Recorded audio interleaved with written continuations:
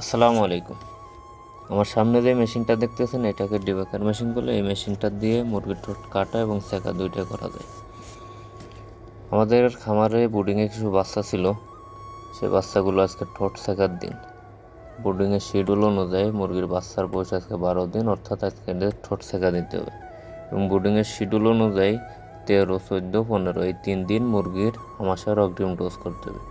এবং আমাশয়ের অগ্রিম ডোজ করার জন্য আমরা 2টা অ্যান্টিবায়োটিক ব্যবহার করি, অ্যামোক্সিসিলিন সাথে অ্যামপ্রোলিয়াম গ্রুপের ওষুধ, 16 ঘন্টা করে 3 দিন। আপনারা জানেন মুরগির ঠোঁট সেকা দেওয়ার পরে যাতে ঠোঁটে ইনফেকশন না হয় সেজন্য অ্যামোক্সিসিলিন ব্যবহার করা হয়।